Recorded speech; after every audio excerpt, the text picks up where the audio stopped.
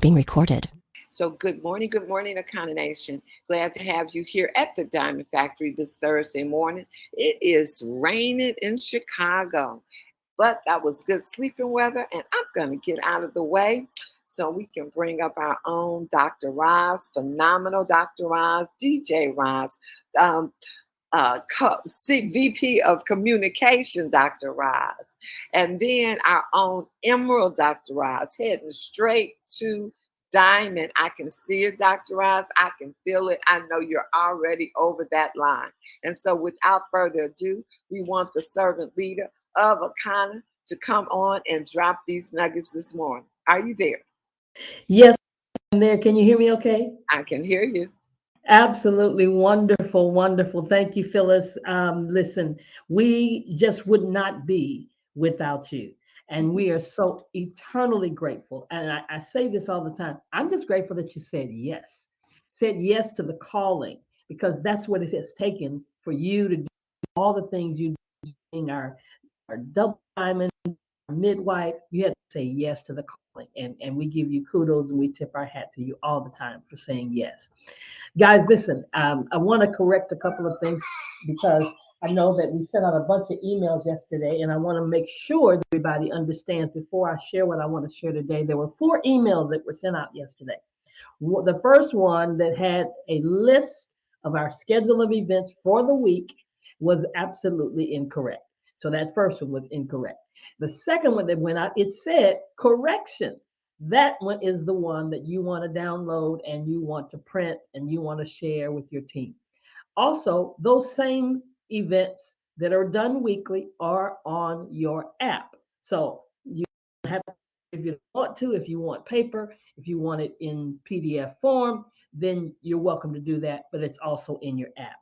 And then there was a third one that was sent out because there's a special session that's taking place regarding marketing on Friday. And then there was a fourth one that was only sent to those who have already paid your deposit for the boot camp in Indianapolis. So if you got those, you understand what I'm talking about. All right, here we go.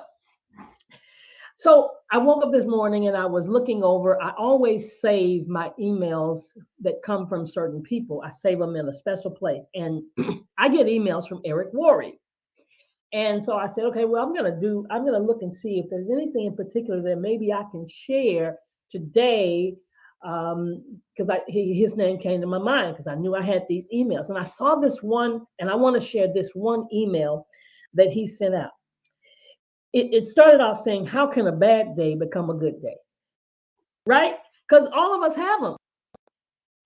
Bad days. My husband always said, every day is a good day if you're above ground. Absolutely. We understand that because we're still here. But that doesn't negate that sometimes everything doesn't go like you want it to go. You haven't gotten your 2, you haven't gotten the person that you haven't, or they didn't show up last week to Thursday, and you're believing they're going to show up this week to Thursday, or you haven't even done anything to get anybody to come this Thursday. But how can a bad day become a good day? Well, here's what he said in this email. How can your worst days turn out to be your best days?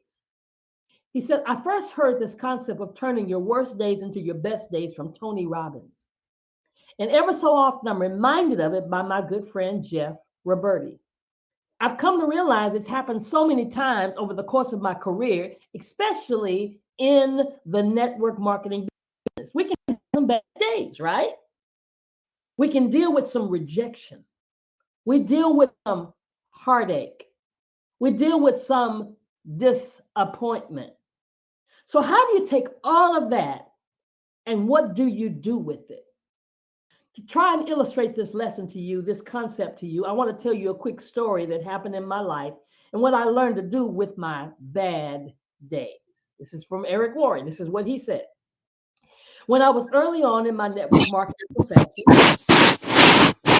I had been involved for just a few months, and I finally got up the courage to call somebody on my chicken list. The person was somebody that I really respected.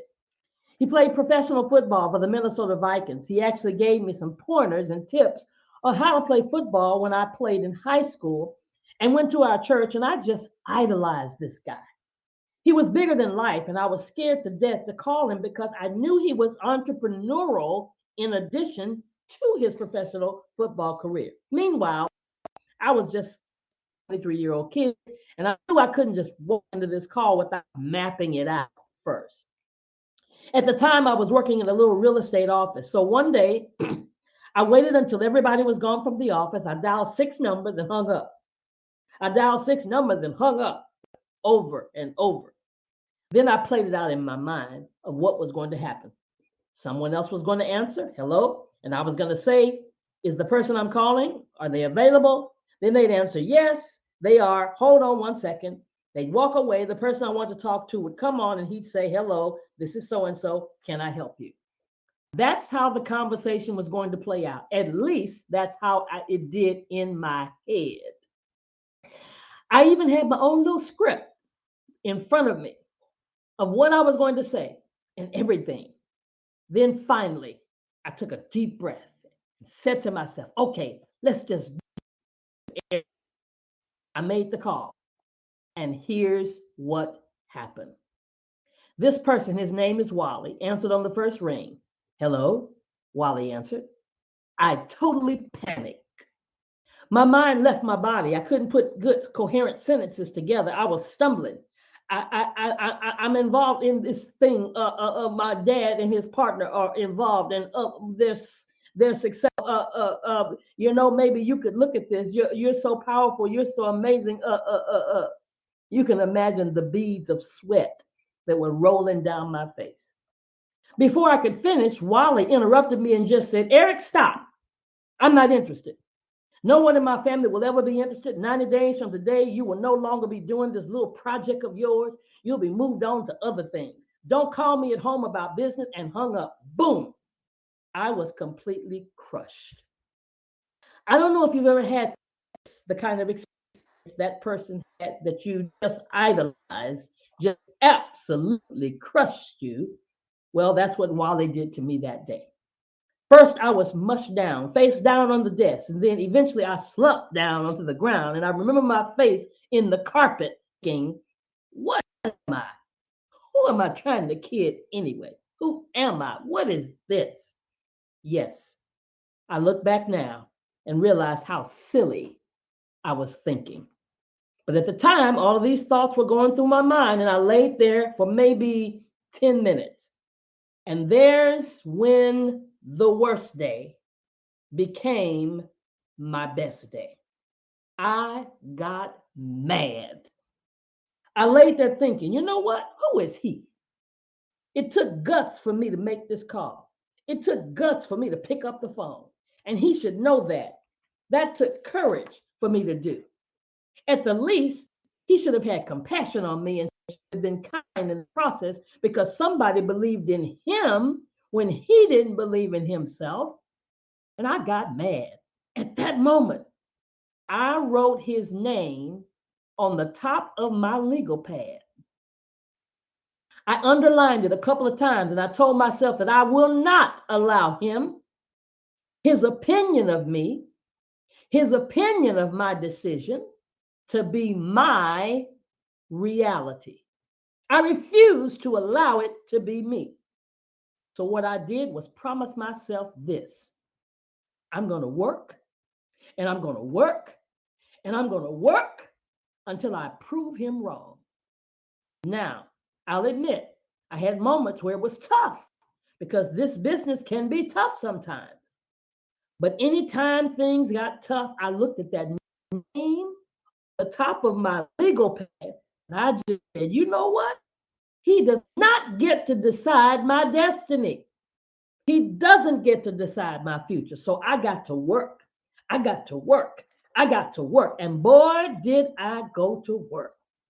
Within 3 years, I was earning a significant 6-figure income. I was 25 years old. I have a big organization. I had freedom. I had everything that this profession promises. And I never would have done it if I hadn't had that bad day. So what's the moral of this story? The moral of the story is sometimes your bad days, your worst days, can be your best days if you decide to let it. So I encourage you, let your bad days and your worst days fuel you. Take that fuel and do something with it. Take that fuel, make a decision. Take that fuel and change your life. Take that fuel and go make a difference in the world. As always, my wish for you is that you decide to become a network marketing professional, that you decide to go pro, because it's a stone cold fact that we have a better way. Now let's go tell the world. So, Akana Nation, today is your day. Who's at the top of that list? Whose name is on your page? You know what? It might be, now this is me talking now, it might be your own name. You might need to prove to yourself. Maybe you haven't had that person who just shot you down like that, but if you have, put them on the top of your list.